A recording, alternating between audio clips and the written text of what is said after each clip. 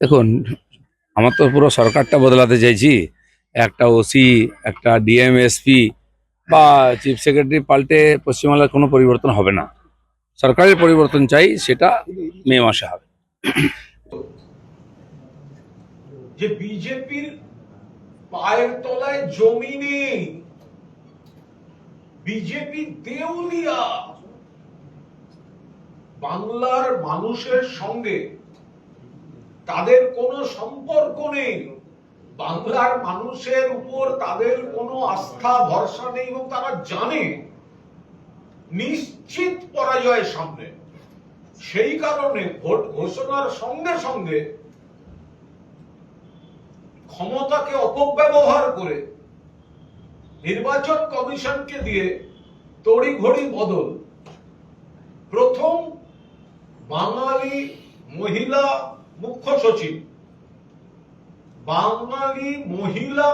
সচিব, যে নারী শক্তিকে স্বীকৃতি দিয়েছিলেন মাননীয় মুখ্যমন্ত্রী মমতা বন্দ্যোপাধ্যায়, কৃতি ছাত্রী, দক্ষ আইএএস নন্দিনী চক্রবর্তীকে সরিয়ে দিল।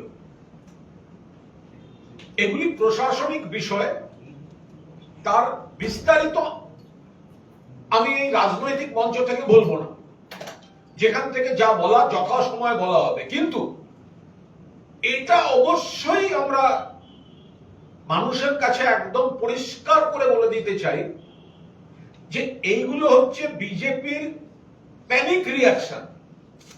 এই তড়িঘড়ি রদবদল, all these are panic reactions from।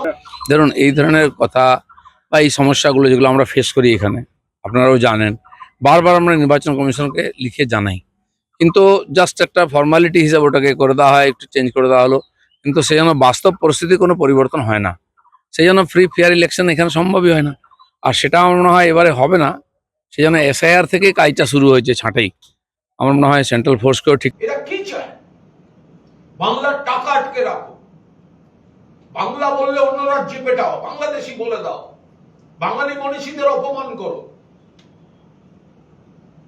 বাংলার ভোটারদের অস্তিত্ব রক্ষার সংকটে ফেলে দাও, লাইনে দাঁড় করিয়ে দাও, বৈধ ভোটারদের বাদ দিয়ে দাও, রাজ্যপাল বদল করো, অফিসার বদল করো।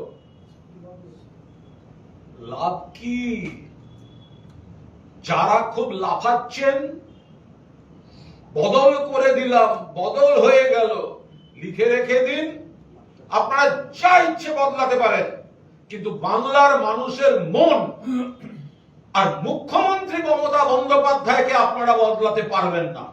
চাইছেন, আমরা আপনাদের ভয় পাই না, কারণ শীত গ্রীষ্ম বর্ষা মমতা বন্দ্যোপাধ্যায় ভরসা, শীত গ্রীষ্ম বর্ষা তৃণমূল কংগ্রেসের। আরো লেটেস্ট খবরের আপডেট পেতে ফলো করুন রাতদিন.in।